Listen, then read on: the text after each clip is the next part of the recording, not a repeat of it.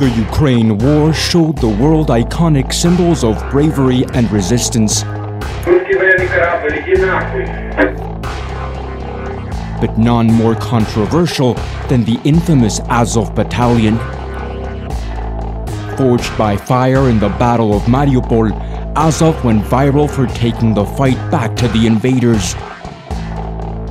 Let's roll to the trenches and join the war.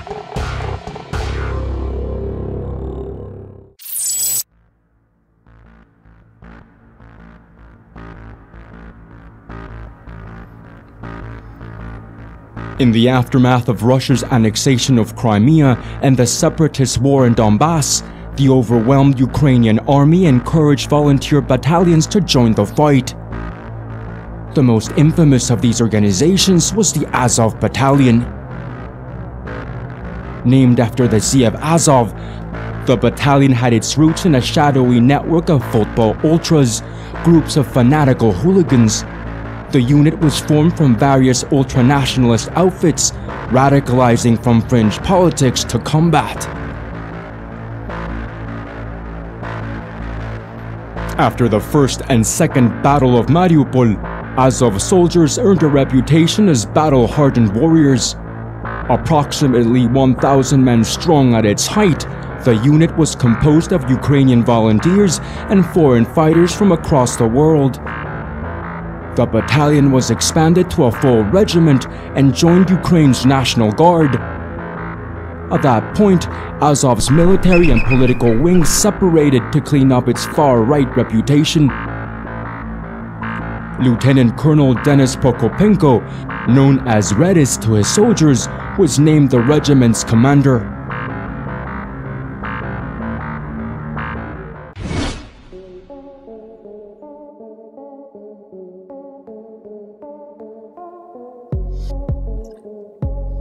In wake of Vladimir Putin's Ukraine war, the Azov Battalion played a leading role in Russian propaganda, justifying their special military operation.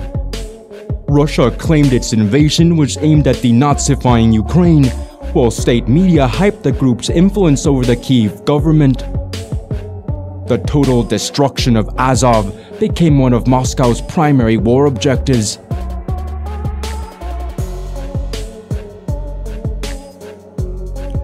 The unit wasn't exactly clean and had a checkered ultra-nationalist past.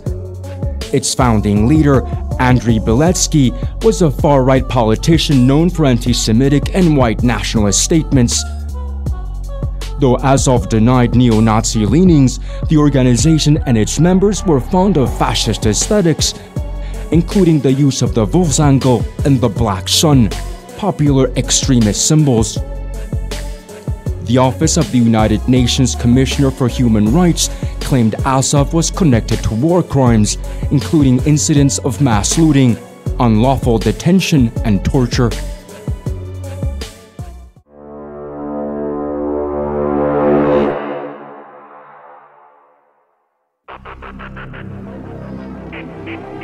The southern port city of Mariupol was targeted by Russian forces from the war's start. Flattened by heavy shelling, it was blitzed and completely surrounded by the invaders. A brutal siege turned Mariupol into a skeleton city. Azov and a complement of Ukrainian Marines led a brave but doomed resistance against the Russians. Food, water, weapons, and ammo ran low. The Russian advance pushed the defenders back to the sprawling Azovstal industrial complex, dubbed the Fortress of Azov, one of Europe's biggest metallurgical plants. The defenders' stronghold lay inside a maze of smokestacks, blast furnaces, and underground tunnels. Ukraine's forces found themselves outgunned, outnumbered, and completely surrounded.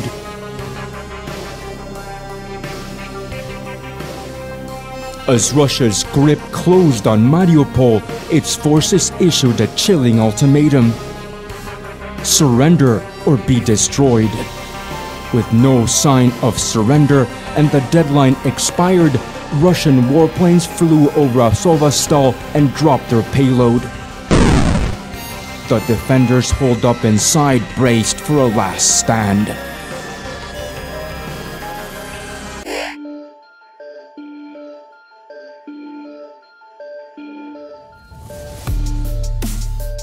War is tricky.